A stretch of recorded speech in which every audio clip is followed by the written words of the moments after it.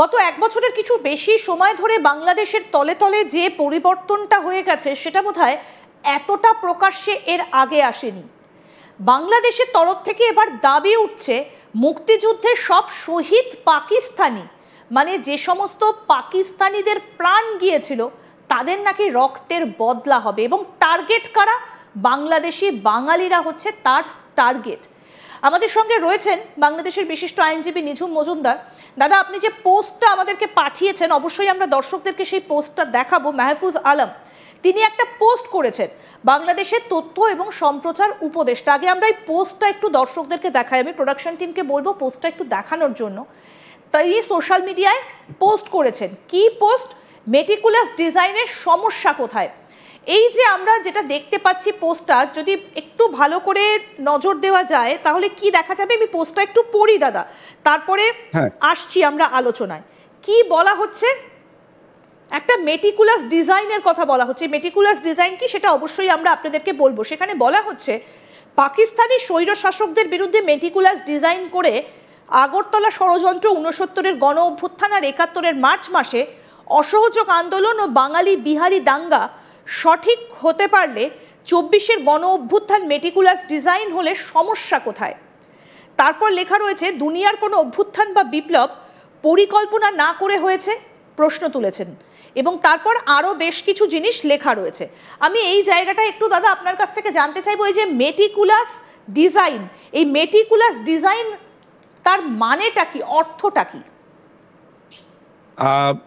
Meticulous ডিজাইনকে যদি এক কথায় বলা যায় তাহলে বলতে হবে যে অত্যন্ত আপনার পরিকল্পনা করে, অত্যন্ত সুসংগঠিত সূক্ষ্ম যে পরিকল্পনাগুলো সেগুলো। মেটিকুলাস ডিজাইন সাধারণত এই কারণে বলা হয়, যখন কোনো একটা ঘটনার প্রেক্ষিতে আপনি আরেকটি ঘটনাকে তার প্রতিপক্ষ হিসেবে দাঁড় করাবেন, সেইটা করার জন্য আপনার যেই ধরনের প্ল্যানগুলো আছে, কাঠামোগুলো আছে, সেগুলো যখন আপনার অত্যন্ত পরিকল্পিত হয় সেটাকে আপনার মেটিকুলাস প্ল্যান বলা। অর্থাৎ একটা পরিকল্পিত ষড়যন্ত্র আর কি, বা পরিকল্পিত একটা ঘটনা ঘটানোর এই পুরো ব্যাপারটাকে আসলে ইংরেজিতে মেটিকুলাস প্ল্যান বলা হয়।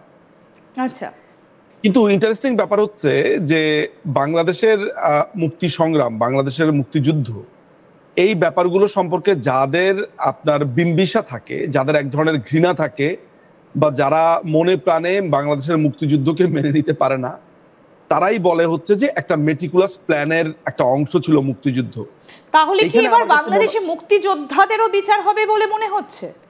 মোটামুটি আপনি যতটুকু পড়লেন মাহফুজের এই পুরো আপনার স্ট্যাটাসের অংশটুকু, সেটা সেদিকে নির্দেশ করে। আমি একটু করে বলতে চাই, আপনি কিছুক্ষণ আগে আমাদের আগের সেগমেন্টে যেই হুজুরকে আমরা দেখেছি, এই হুজুর একটা মাদ্রাসার স্টুডেন্ট ছিল। তার চিন্তা ভাবনার দৌড়টা আমরা কোন পর্যায়ে আছে সেটা আমরা দেখতে পেয়েছি। এই মাহফুজও কিন্তু একইভাবে লক্ষ্মীপুরের ইসাপুর নামে, রামগঞ্জের সেখানে ইসাপুর নামে একটা অঞ্চল আছে, সেই ইসাপুর আপনার একটা মাদ্রাসার একটা স্টুডেন্ট ছিল। সে বরাবরই সে মাদ্রাসায় পড়েছে এবং সে ছোটবেলা থেকে উগ্রবাদের দীক্ষা নিয়েছে। আজকে থেকে প্রায় 4 বছর, 3.5 বছর, 4 বছর আগে হিজবুত তাহরির করার কারণে একটা মিটিং থেকে মাহফুজকে গ্রেফতার করা হয়। এটা একটা নিশ্চিত খবর, আমি জানি না যে আপনি সেটা জানেন কিনা। মাহফুজকে হিজবুত তাহরির একজন কর্মী হিসেবে তাকে গ্রেফতার করা হয়েছিল, সে জামিনে ছিল। আচ্ছা, পরবর্তী সময় সে ঢাকা ইউনিভার্সিটিতে ভর্তি হয়, যেটা আমাদের আরেক বড় ডিজাস্টার আমাদের জন্য, সেটাতে আমি আসবো পরে। কিন্তু তার আগে আপনি এটা জেনে রাখেন যে মুক্তিযুদ্ধ হয়েছে কেন?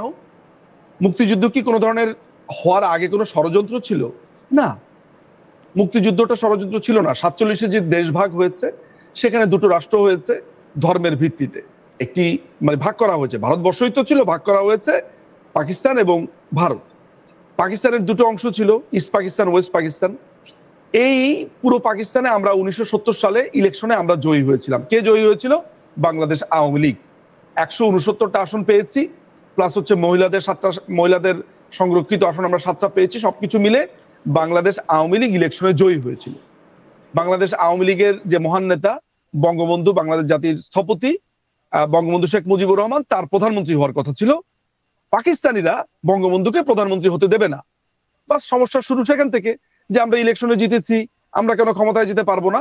এরপরে তো আমাদেরকে আপনার বিভিন্ন প্রশাসনে বৈষম্য, খাদ্যে বৈষম্য, প্রতিরক্ষাতে বৈষম্য, প্রত্যেকটা জায়গাতে আমাদের উপরে বৈষম্য ছিল। এই যে সেই সময়কার ছবিগুলো দেখাচ্ছি আপনাদেরকে, রাইট, এটা 7ই মার্চের ভাষণের আগে বঙ্গবন্ধু যখন স্টেজে উঠছিলেন।